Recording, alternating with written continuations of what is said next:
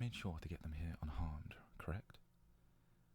So, if I check for any bruises or scrapes, there won't be any, correct?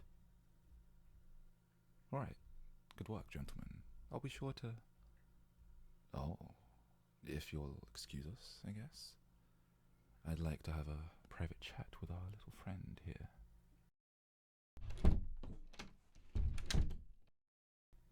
Sir, you're awake now, are you? Nod your head if you can hear me. Playing dead ain't gonna work, darling. I already saw you scraping with the ropes. I'll ask again. Can you hear me? Good. I'm gonna take that bag off of your head and undo the ropes now. But I need you to promise me that you ain't gonna fight back. Because if you do, well, it ain't gonna end pretty. Do you get me? I'm glad we could reach an understanding. Remember, no funny business, or else I'll have you sleeping with the fishes tonight. Good morning, sunshine. Hope that light ain't too hard on your eyes. I tried keeping the place dimmer than my yuck of an uncle for you. Don't think I succeeded, though. Nobody's dimmer than him.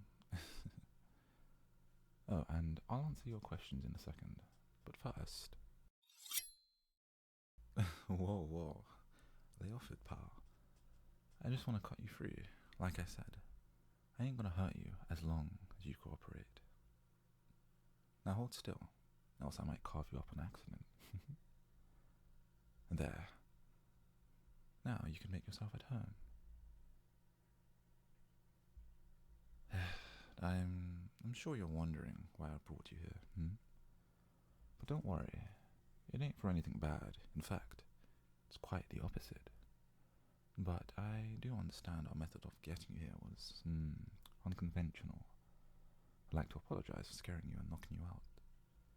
See, it was the only way, unfortunately. But please, help yourself to some nice whiskey and some nuts. Take as much as you'd like. I'm sure you're parched after that trip. It's good that you ain't no snooch. I wouldn't trust food and drink from just anyone either. But I'll prove to you I didn't do anything to them.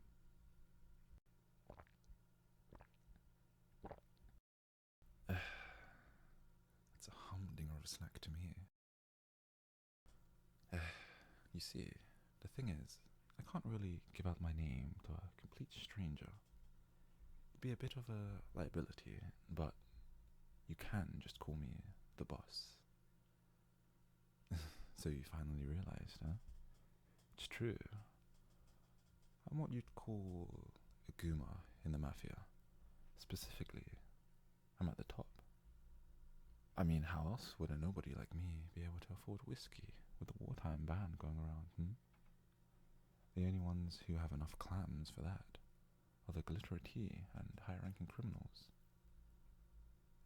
I already told you, I ain't here to hurt you. But enough whistling, Dixie. It's time to get to why I called you here. See, a few days ago, on the 14th, around 8 a.m., you saw a little girl getting harassed by a couple of thugs, And instead of running away, you stood up for her. You stepped in before those fat heads could put their grubby little mitts on her. Takes a lot of moxie, and that's for sure.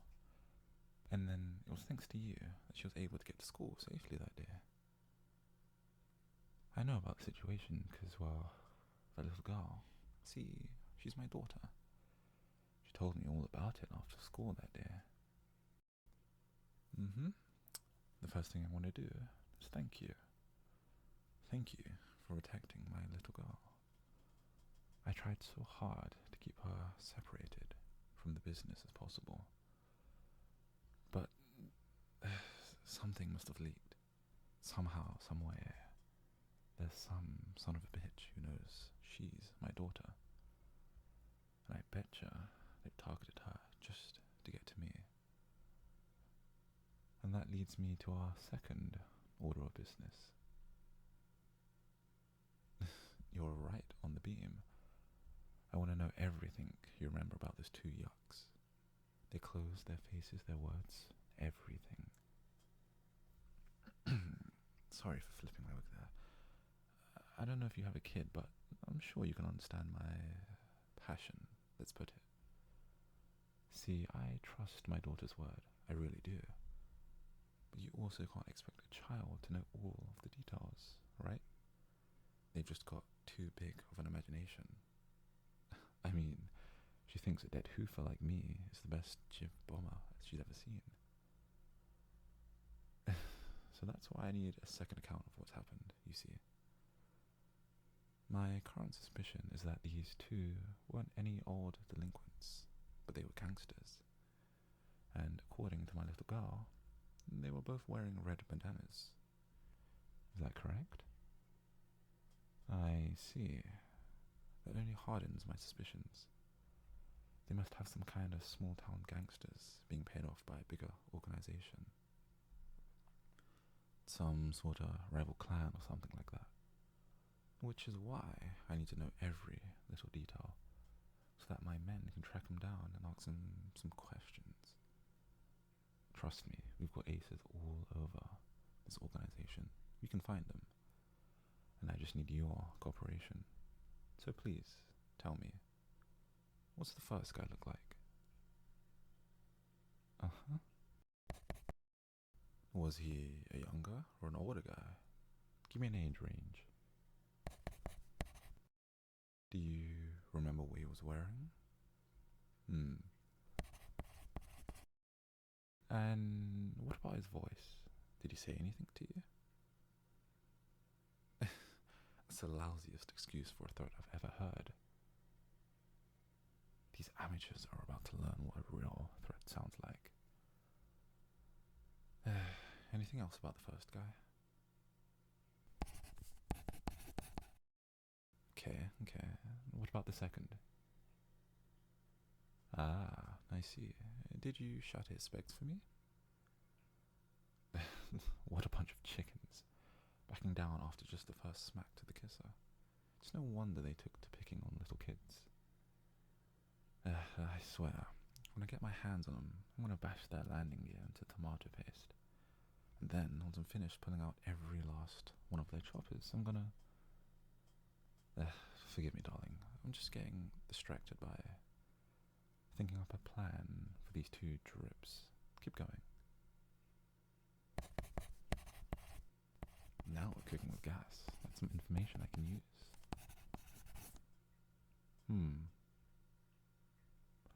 Well, I think I've already got an idea of where to check first. Any final notes on those fatheads I should know about? Very well. Thank you for your cooperation. I'm sure this wasn't your weekend plan, but I'm glad you could fit it into your schedule. Now, before I send you on your way, I have a couple of things I think you might like. First of all, my little girl drew this for you. Yeah, she seems to think you're some kind of superhero. It's sweet, ain't it? She loves her colours. She told me that one day she's going to invent a way for there to be pretty colours on the TV. Ain't that something? The girl's got big dreams. But, unfortunately, I cannot allow you to keep this. It's nothing personal. I just can't leave a trace that you were ever here with me. Because if the cops, or, God forbid, another clan finds out, well, you ain't gonna have an easy time, so to speak. And that leads me to my second offering. Here, if you ever need something, don't call the police. Call this number and order an extra large burger with a side of milk, and use those words exactly. You'll be redirected straight to me. And trust me, nothing's above my pay grade. If you get your house robbed, car broken into, the hell, even if you break down on the motorway, give me a ring. I'll send a couple of men your way. Just try not to call me over trivial matters, okay? I ain't gonna accept a date invitation or nothing like that. We ain't friends. Or at least, not yet. I wouldn't mind letting my daughter have a play date every once in a while. Just, if that happens, well, it's gonna be on my terms. See, I run a tight ship around here, and I ain't gonna ruin that for some random person off of the street, no matter how much you've helped me out. But I mean, hey, if you're ever tight on letters and need a job, I wouldn't mind training a rookie that's already proven themselves to be competent. Now then, if you don't mind, I've got to put this bag back on your head. You know it's not personal, I just can't let someone outside of the organisation know where we're operating out here, you know? With how those two son of a bitches acted towards my daughter, I'm sure you understand. Thank you. And don't worry, as long as you let my guys move you around, we won't have to drug you this time. Remember that number, okay? Keep it. I was serious when I said I'd help you out better than any cop could. I owe you one, after all. Alright. Thanks again for helping me out today, and especially for saving my little daughter. If it wasn't for you, I don't know what I would have done with myself. So